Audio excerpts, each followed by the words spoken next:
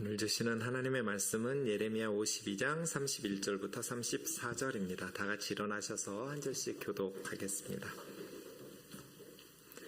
유다왕 여호야긴이 사로잡혀간 지 37년 곧 바벨론의 에윌무로닥 왕의 즉위 원년 12째 12째 달 25째 날 그가 유다의 여호야긴 왕의 머리를 들어주었고 감옥에서 풀어주었더라.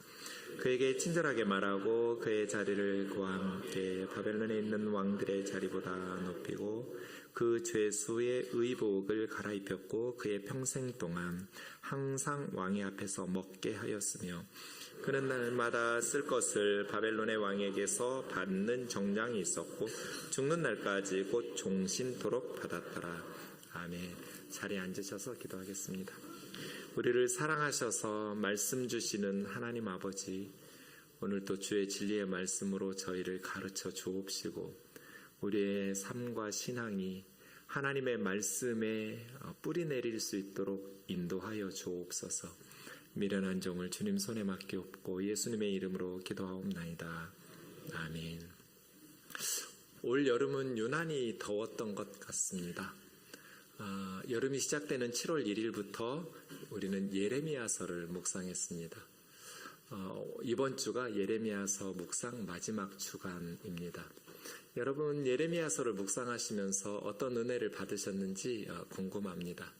저는 이번에 예레미야서를 여름 동안 묵상하면서 멸망하는 이스라엘을 안타까워하시는 하나님 아버지의 마음이 느껴져서 아프기도 하고 그럼에도 불구하고 포기할 수 없는 하나님의 백성들을 향한 하나님의 사랑을 느끼면서 감사하기도 했습니다. 예레미야서는 오늘 본문 52장이 이제 역사적인 부록으로 마무리되게 됩니다. 그 52장 중에서도 오늘 본문은 마지막 내용입니다. 그러고 보면 예레미야서는 이스라엘의 멸망과 심판으로 끝나는 것이 아니라 여호야긴 왕의 회복으로 감옥에서 사면되어 석방되고 이제 죄수의 옷을 벗어버리고 바벨론 왕과 함께 왕 앞에서 음식을 먹는 유다 왕 여호야긴의 회복에 대한 말씀으로 마무리되고 있습니다. 유다 왕들의 계보를 보시면 유다에서 정말 칭찬받았던 다윗 왕에 비견한 성경의 인물이 요시야입니다. 요시야는 정말 다윗과 같은 왕이었어요. 참 신실한 하나님의 사람이었는데 요시야가 잘못한 게 하나 있어요. 정말 훌륭한 리더가 뭘 잘못했을까요? 종교개혁을 단행하면서 다윗처럼 이스라엘을 하나님의 말씀 위에 세웠어요. 참 탁월한 왕이었어요. 근데 이 요시야가 잘못한 게 뭐냐면 일찍 죽었어요. 좋은 리더들은 오래 살아야지 일찍 죽으면 안 되잖아요. 요시야가 죽게 된 것은 애굽과의 전쟁터에서 전사하게 됩니다. 무깃도라는 도시에서 전사하죠. 사실은 애굽이 이스라엘과 전쟁하려고 군대를 끌고 올라온 게 아니에요. 바벨론과 전쟁하려고 요시야 왕에게 너 좀 비켜. 우리는 너하고 싸울 생각이 없어. 바벨론과 싸우러 올라가는 중이니까 이스라엘은 빠져. 이랬는데 요시야 왕이 군대와 함께 애굽 군대와 맞서 싸우다가 무깃도에서 갑자기 전사하게 된 것입니다. 이 요시야가 죽으니까 예루살렘 정가에서는 요시야는 4명의 아들이 있었습니다. 첫째 아들 요하난이라는 사람은 족보에만 나오고 행적이 전혀 기록에 없어서 알 수 없고요. 특이하게 둘째 아들이 아니라 막내 아들, 넷째 아들 여호아스를 아버지 요시야를 이어서 새로운 왕이 되도록 선택했습니다. 그런데 이 여호아스는 3개월 만에 이제 애굽에서 전쟁 끝나고 돌아가면서 예루살렘에 들러서 여호아스를 포로로 잡아서 애굽으로 이집트로 데려갑니다. 그리고 여호야김 왕을 예루살렘의 왕으로 세웁니다. 이 여호야김은 요시야의 둘째 아들입니다. 그렇게 여호야김이 11년 동안 통치한 후에 이 여호야김은 시리아, 아람과 모압이 예루살렘을 공격할 때 죽습니다. 그래서 여호야김이 죽으니까 이제 여호야김의 아들인 오늘 본문에 나오는 여호야긴이라는 아들을, 요시아의 손자겠죠. 여호야김의 아들을 왕으로 세웠습니다. 그런데 여호야김이 바벨론을 배반해서 또 그렇게 정책을 펼치거든요. 그래서 바벨론의 군대가 예루살렘으로 내려와서 여호야김을 제거하고 이제 여호야긴을 이제 포로로 다시, 앞 화면 너무 빨리 넘겼어요. 여호야긴을 포로로 바벨론으로 데리고 갑니다.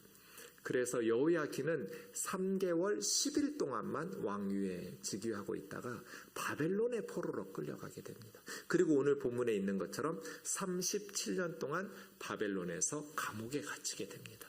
37년 만에 여호야긴이 풀려나게 된 것이죠. 그렇게 여호야긴을 포로로 잡아가면서 이제 바벨론에서는 마지막 요시아의 셋째 아들이었던 시드기야를 왕으로 세웠고, 시드기야가 11년 동안 통치하다가 예루살렘은, 유다는 멸망하게 된 것입니다.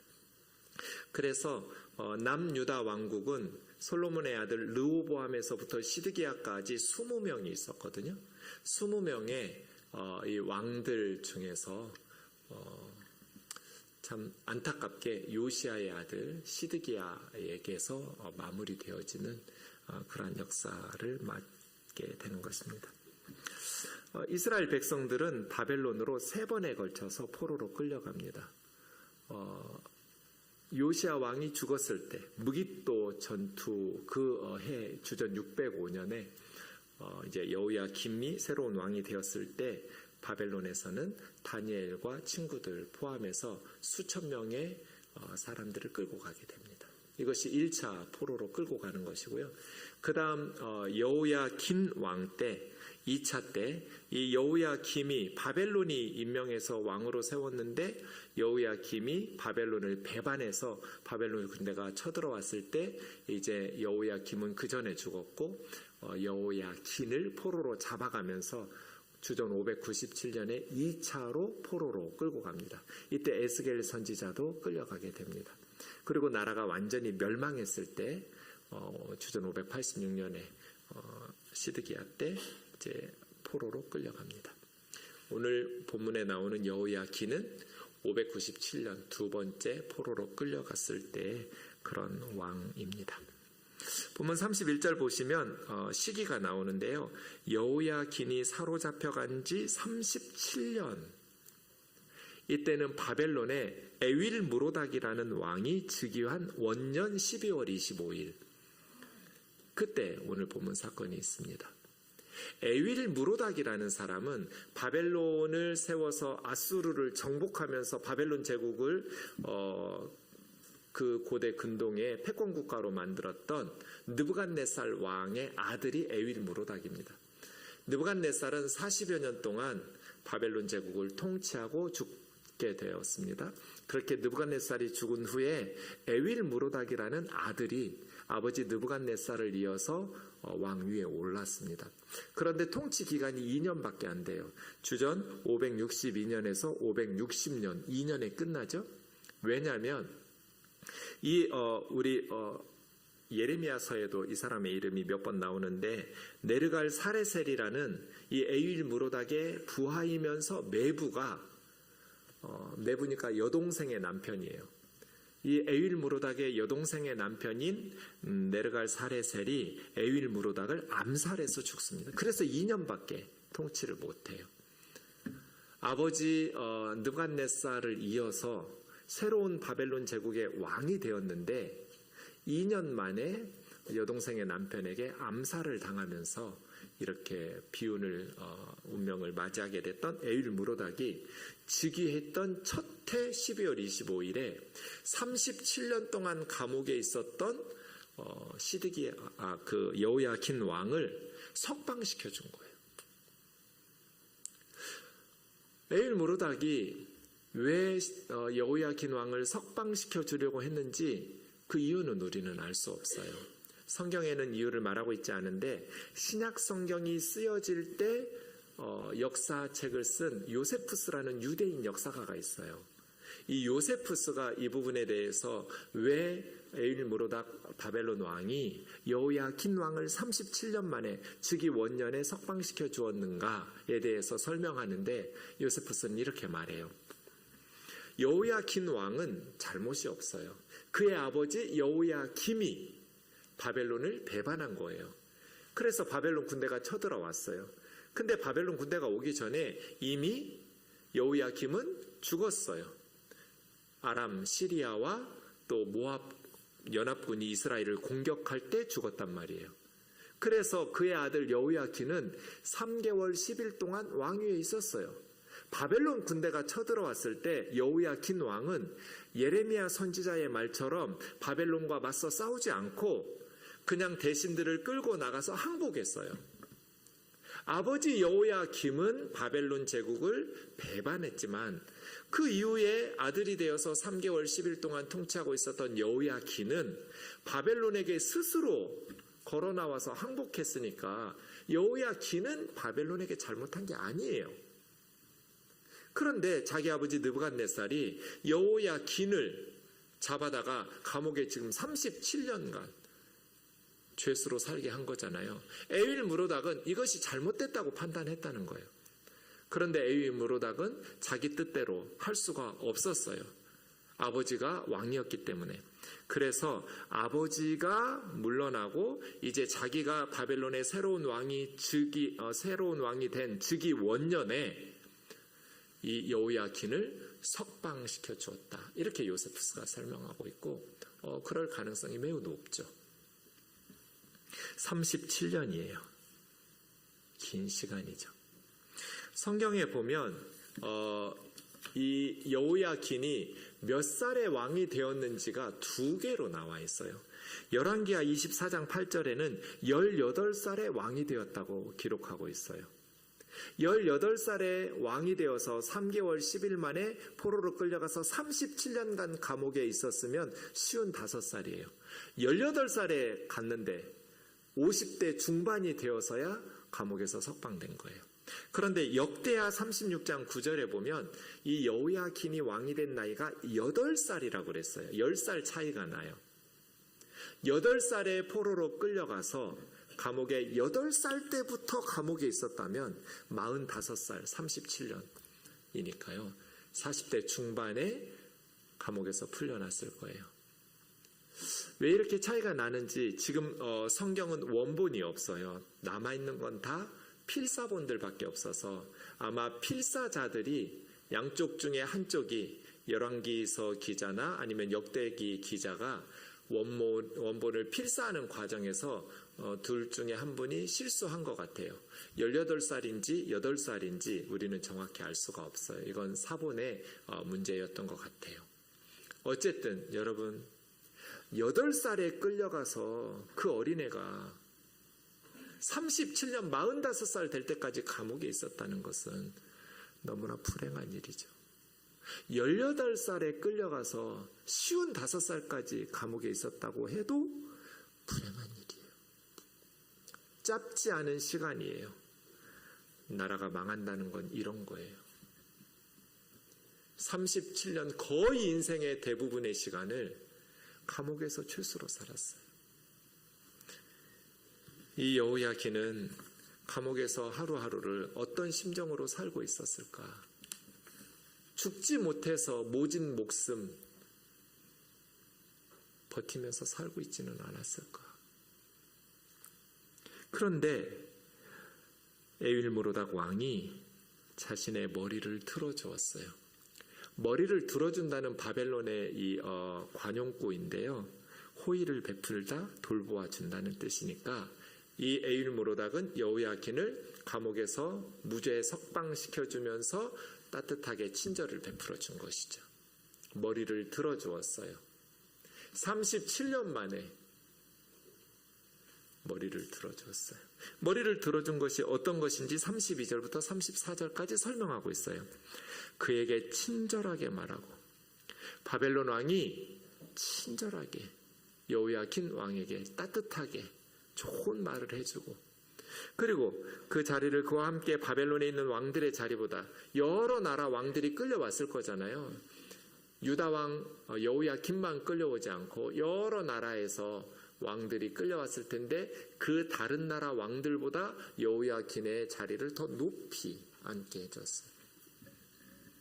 37년이나 억울하게 감옥에서 고생했다고 여긴 것 같아요. 그리고 죄수의 의복을 갈아입혔고, 이건 당연한 거잖아요. 당연히 감옥에서 풀어주었으면 이제 죄수의 옷은 갈아입혀 주겠죠. 근데 왜 예레미야는 죄수의 의복을 갈아입혔다고 기록해놨을까요? 너무나 당연한 일인데 그것을 우리에게 상상하게 하는 거예요. 37년간 죄수의 옷을 입고 감옥에 있었다. 머리를 들었다는 것, 감옥에서 나와서 친절하게 말했다라는 것이 무엇인가? 더 이상 죄수의 옷을 입지 않아도 된다는 뜻이에요. 그리고 감옥에서는 뭐 먹었겠어요? 죄수들에게 주는 음식 먹었겠죠. 그 거친, 먹기 힘든 그러한 양식을 죄수들에게 주는 곡식을 먹었을 거예요. 그런데 평생 항상 왕 앞에서 먹겠어요. 바벨론에서 가장 좋은 음식을 먹게 한 거죠. 37년 만에 왕이 먹는 진귀한 아주 좋은 음식을 평생토록 먹으면서 살다가 날마다 쓸 것이라고 번역한 건 양식이에요. 날마다 그 가정에 필요한 양식을 왕에게서 정량을 받아서 죽는 날까지 종신토록 받으면서 살았다 하고 예레미야서가 끝나요. 그러면 이 글을 읽고 있는 포로지의 유다 백성들, 그들은 어떤 생각하겠어요, 여러분? 예레미야서가 이렇게 끝났다는 것은 희망이죠. 여호야긴 왕이 회복됐다는 것은 하나님께서 이스라엘을 회복시켜 주실 거라는 희망을 품게 하잖아요. 그래서 예레미야서는 이스라엘의 죄를 폭로하고 그들의 임한 하나님의 심판을 선포하지만 예레미야서의 결론은 심판이 끝이 아니라 회복이 끝이에요.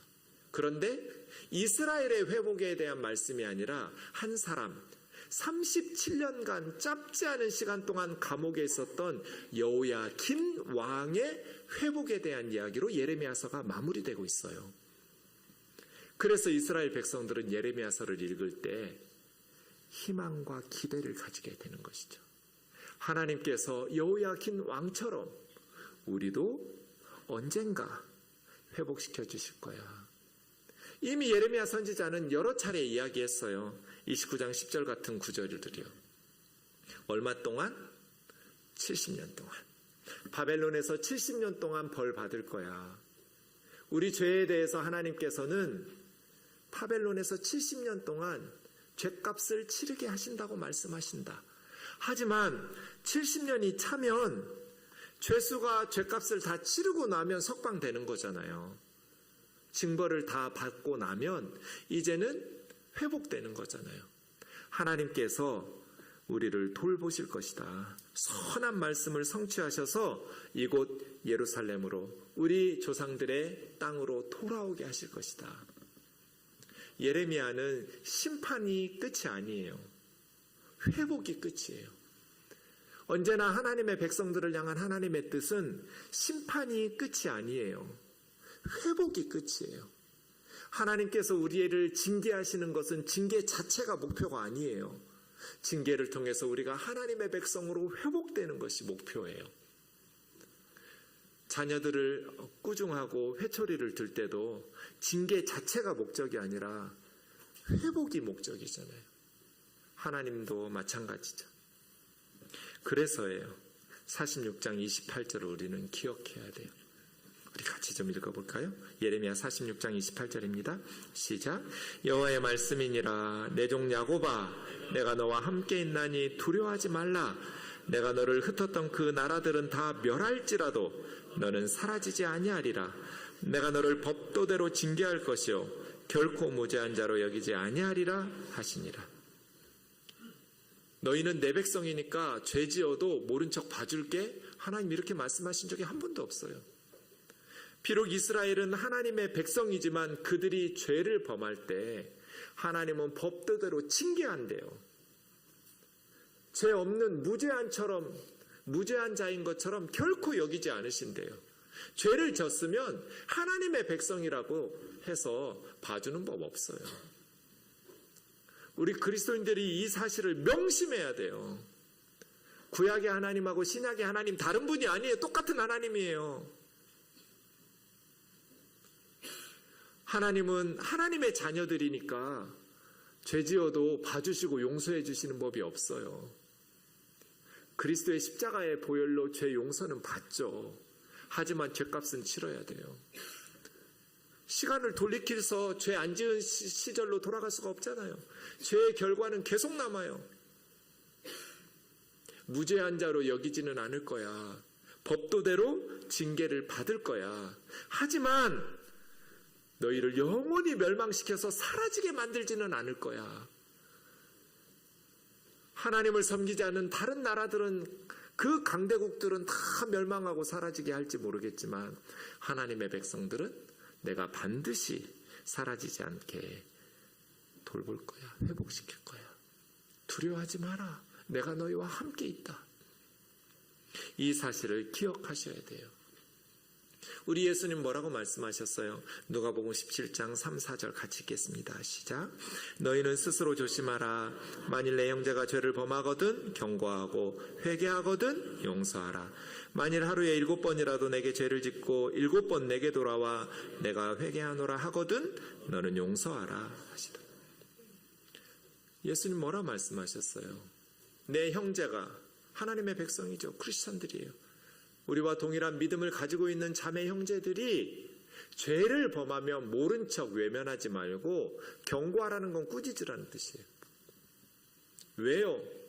죄는 형벌이 따르니까요. 하나님의 징계가 따르니까요. 죄를 두려워해야 돼요. 우리는 예수 믿으니까, 하나님의 자녀니까 좀 안 아프게 때리시겠지.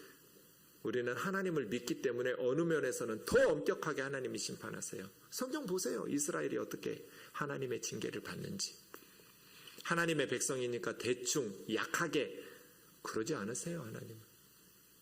그래서 죄를 범하면 꾸짖으라는 거예요. 징계하고 경고해라. 그리고 회개하면 용서해라.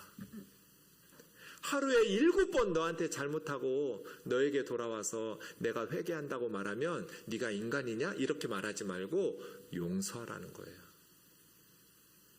이게 예수님 말씀이에요. 뭐 하면? 회개하면.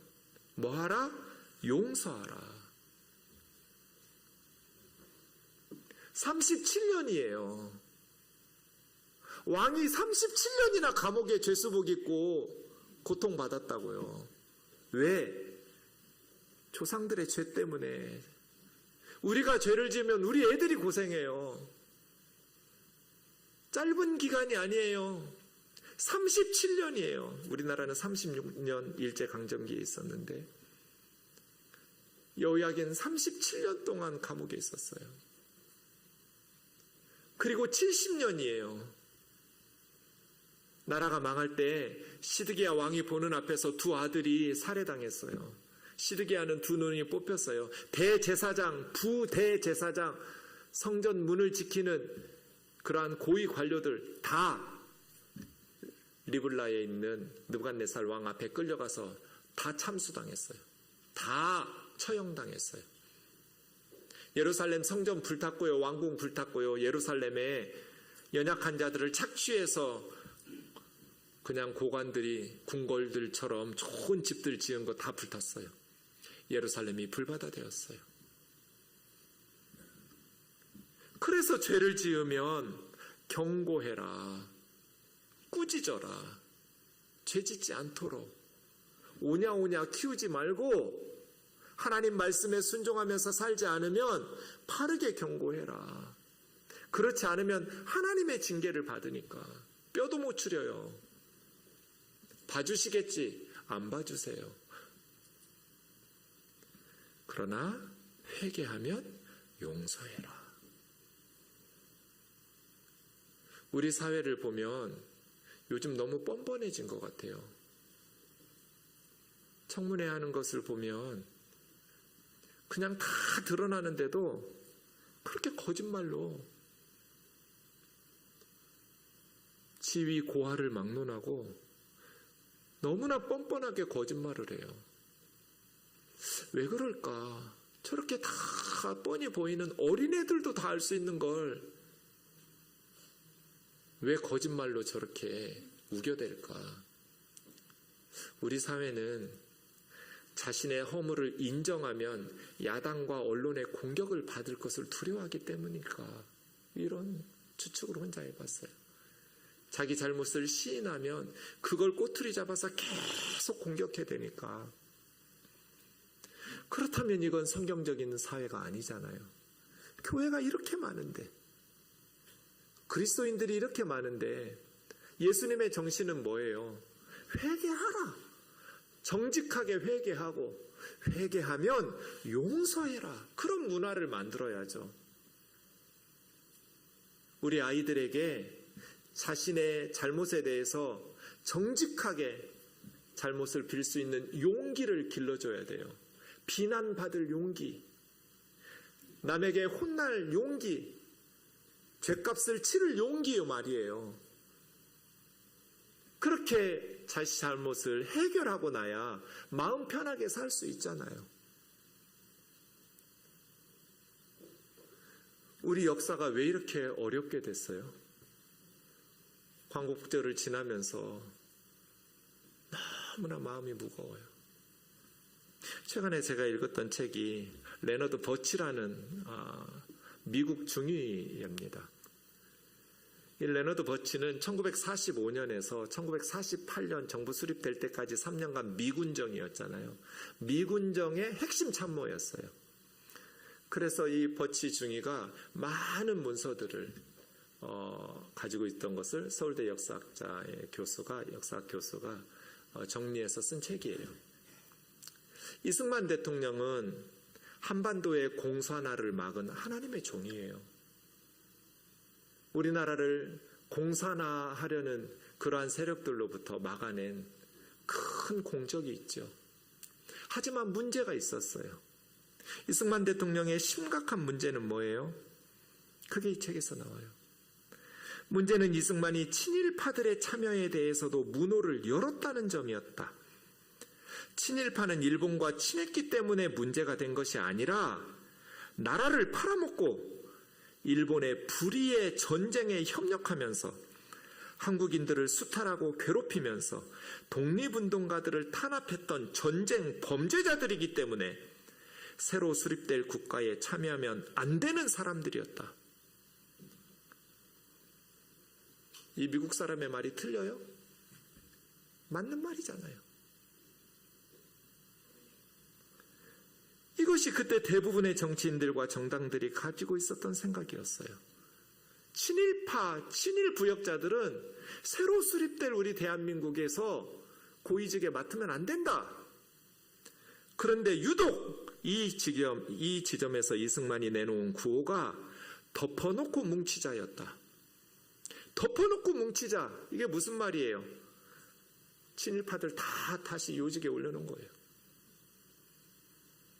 물론 공산주의자들과 나를 반대하는 사람들은 빼고라는 수식어를 붙여야 했다. 나 반대하는 사람들 빼고 뭉치는 거예요. 한반도의 공산화를 막은 혁혁한 공이 있는 건 너무나 감사한 일이지만 장로잖아요. 어떻게 장로가 이런 짓을 해요? 성경을 뭘로 읽은 거예요? 주님이 뭐라 말씀하세요? 죄를 범하거든 꾸짖고 회개하거든 용서하라. 회개 안 하면 어떻게 해요? 용서가 없어요. 회개도 안 하는데 무슨 용서를 해줘요? 나라 팔아먹었으면 리더니까 반민특위가 구성되었잖아요. 그렇게 해서 법에 따라서 자신들의 잘못을 회개할 수 있도록 대가를 치르게 하고, 그렇게 대가를 치르고 나오면 다시 그들에게 기회를 주면서 새로운 나라에서 같이 힘을 합해서 뭉칠 수 있도록 그런 과정을 겪었어야죠.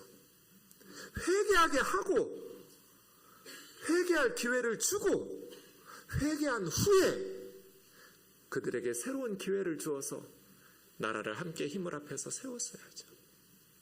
왜 정죄도 받지 않고 죄값을 치르지도 않고 덮어놓고 뭉치자가 이게 성경적이에요? 덮어놓고 뭉치자가 뭐예요? 덮어놓고 뭉치자가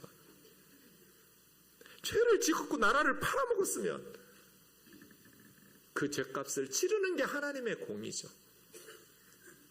정의가 없는 용서와 사랑을 불륜이라고 그래요. 공의가 없는 사랑, 그걸 우리는 불륜이라고 불러요. 사랑이 없는 정의는 폭력이에요. 그래서 하나님은 공의와 사랑을 함께 가라고 하는 거예요. 공의가 있는 사랑이 참 사랑이잖아요. 용서해야죠. 하지만 회개하지도 않는데 왜 용서해요? 목사들의 죄를. 왜 그리스도인들이 정의를 포기하면서 죄 없는 사람이 어딨어? 용서해야지, 사랑해야지. 왜 회개하지도 않는데 용서와 사랑을 앞세우냔 말이에요. 과거를 기억하지 못하는 사람들은 과거의 잘못을 되풀이하게 돼 있어요. 그래서 오늘날 우리 사회가 이렇게 상식이 지켜지지도 않고 너무나 뻔한 이야기를 가지고 아직까지도 광복 79주년이 되었는데도 이렇게 사회가 혼란한 거잖아요. 누가복음 17장 3절 주님 말씀 기억하세요. 만일 형제가 죄를 범하거든 경고하고 회개하거든 용서해라. 회개 안 하면요? 마태복음 18장 보세요. 내 형제가 죄를 범하거든 가서 너와 그 사람과만 상대하여 권고해라. 너의 말을 듣고 회개하면 한 형제를 얻는 것이요. 만일 너의 꾸중하는 말을 듣지 않거든 한두 사람을 데리고 가서 그 사람을 두세 증인의 입으로 말마다 확증하게 해라. 만일 그들의 말도 듣지 않거든 교회 말하고 교회 말도 듣지 않거든 이방인과 세리처럼 여겨라. 이방인과 세리처럼 여기라는 건 뭐예요? 그리스도인이 아니다. 형제 자매가 아니다는 거예요. 그리스도인들은 공의로우신 하나님을 섬기는 사람들이에요. 하나님께서 죄에 대해서 책망하시잖아요. 37년을 감옥에서 고생시키시잖아요. 그러나 우리가 기억할 건 뭐예요? 회복이에요. 하나님의 백성들은 하나님께서 반드시 회복시키신다. 감옥에서 끝날 것 같았는데 이렇게 내 인생은 감옥에서 죽을 줄 알았는데 어느 날 갑자기 562년 12월 25일에 하나님께서 끄집어내셨잖아요. 죄수복을 벗겨버리시고 왕과 함께 산의 진미를 즐기면서 죽을 때까지 종신토록 평생에 살아가도록 하는 회복의 은혜를 주시잖아요. 하나님은 우리를 잊은 적이 없고 잊을 수도 없어요. 엄마가 어떻게 자기 아들을 잊고 자기 딸을 잊어버려요. 그런데 엄마는 잊을지라도 자기 자식을 잊을지라도 나는 너희를 잊을 수가 없다. 이것이 주님의 말씀이잖아요. 하나님은 저와 여러분을 잊으신 적이 없어요. 잊을 수도 없어요. 왜? 하나님 우리를 지으셨기 때문이에요. 37년간 감옥에 있을 때 하나님이 나를 포기한 것 같고 잊은 것 같지만 하나님은 잊으신 적이 없어요. 이것이 그 크신 하나님의 사랑이에요. 하나님의 백성들이 죄값을 치더라고 징계를 받기도 해요. 공의로우신 하나님이시니까요. 하지만 하나님 앞에 정직하고 겸손하게 회개할 때 하나님은 용서해 주신다. 회개하거든 하루에 7번 잘못하고 너한테 와서 내가 회개한다고 고백하면 너는 용서해라. 마지막으로 우리가 회복이 무엇인가를 좀 생각해 봐야 돼요. 여호야긴의 회복은 무엇일까? 그러면 이스라엘의 회복은 무엇일까? 우리의 회복은 무엇을 회복이라고 불러야 할까? 이사야 50장 4, 5절입니다. 여호와의 말씀이니라. 그날 그때 이스라엘 자손이 돌아오며 유다 자손도 함께 돌아오되. 이게 회복이죠. 열방에 흩어졌던 이스라엘 백성들이 고국으로 돌아오는 게 회복이에요. 그런데 성경은 이것만 회복이라고 말하지 않아요. 그들이 울면서 그들의 길을 가면서 예루살렘으로 유다로 돌아올 때 울면서 돌아오면서 그의 하나님 여호와께 구할 것이며, 여기 성경을 고치세요 여러분. 여호와께가 아니라 여호와를이에요. 여호와께 뭐 딴 걸 구하는 게 아니라 여호와를 구해요. 그렇게 번역해야 돼요. 울면서 돌아올 때 그 길을 가면서 하나님을 찾는다는 거예요. 그들이 얼굴을 시온 예루살렘을 향하여 그 길을 물으면서 너희는 오라 잊을 수 없는 영원한 언약으로 여호와와 연합해라. 잊을 수 없는 언약, 영원한 언약. 우리가 하나님과 언약 백성이었는데 하나님의 백성의 언약을 깨고 우상 숭배하고 범죄하고 죄지어서 나라 망하고 열방의 포로로 끌려갔었는데, 시온으로 돌아오면서 잊을 수 없는 하나님의 백성, 언약 백성으로서 하나님과 연합하자 이렇게 말하면서 돌아온다는 거예요. 이런 걸 회복이라고 그래요. 그래서 회복은 두 가지가 있어요. 참된 회복은 고국으로 돌아오는 삶의 터전이 회복될 거라고 말씀하세요. 회복이죠. 감옥에서 나오는 거 회복이에요. 그런데 감옥에서 나와서 왕의 산의 진미를 즐기면 회복인가요? 아니에요. 예레미야서는 한 가지를 더 말해요. 영원한 언약으로 하나님과 연합하는 거, 이걸 회복이라고 그래요. 울면서 하나님을 구할 거라는 거예요. 우리가 하나님 버리고 살다가 망했습니다. 이제 내가 사나 죽으나 하나님하고 함께 살겠습니다. 내 삶은 하나님을 높이고 하나님께 영광 돌리는 것이 의미입니다. 하나님을 찾는 것, 울면서 하나님을 찾을 것이다. 그리고 하나님과 연합하게 될 것이다. 하나님하고 하나가 되게 살 것이다. 하나님과 딱 달라붙어서 하나님과 연합하여 살아가는 삶, 회복이라고 말합니다. 50장 19절과 20절은 이렇게 회복을 말합니다. 이스라엘을 다시 그 목장으로 돌아오게 하리니 갈멜, 요단강 서북쪽에 있는 산입니다. 바산, 요단강 동북쪽에 있는 갈멜과 바산의 유명한 목초지입니다. 에브라임, 요단강 서쪽의 중부지역입니다. 길르앗, 요단강 동쪽의 중부지역입니다. 길르앗과 에브라임은 비옥한 산지입니다. 돌아온다라는 것은 그런 목장으로 삶의 터전이 회복된다는 겁니다. 돌아오는 것이죠.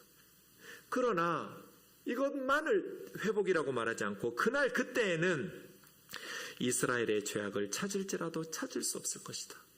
유다의 죄악을 찾을지라도 찾을 수 없을 것이다. 왜? 내가 남긴 자들을 용서할 것입니다. 하나님께서 유다와 이스라엘 백성들의 죄를 용서하시기 때문에 이런 걸 회복이라고 그래요.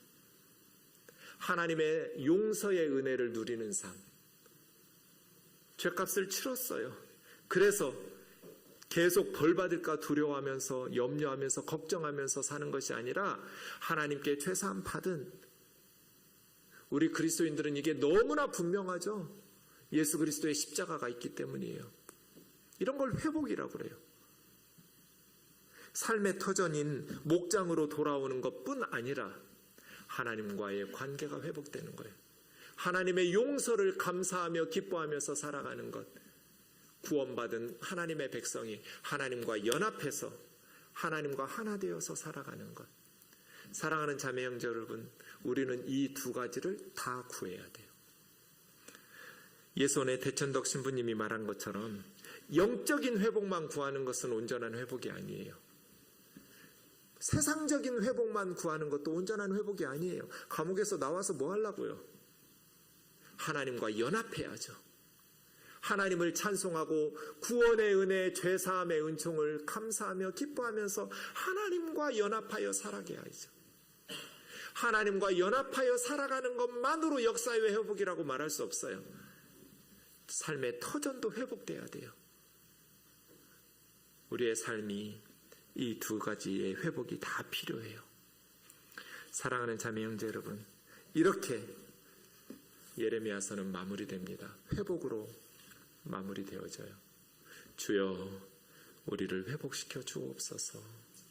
우리의 삶의 터전도 회복시켜 주시고 우리 자녀들의 삶의 터전도 회복시켜 주시고 우리의 영적인 회복도 하나님과 합하여 울면서 하나님을 구하여 찾고 이제는 절대로 하나님을 떨어지지 않을 거야. 하나님과 떨어지지 않을 거야. 하나님을 떠나지 않을 거야. 나는 하나님에게 딱 달라붙어서 살 거야. 하나님과 연합할 거야. 하나님이 내 죄를 용서해 주시고 더 이상 내 죄를 찾을래도 예수 그리스도의 십자가의 보혈로 내 죄를 다 씻어버려서 내 죄를 찾을 수 없을 이런 하나님의 사주의 은혜를 누리면서 하나님 앞에서 살아가는 회복의 은혜가 있기를 주의 이름으로 축원합니다.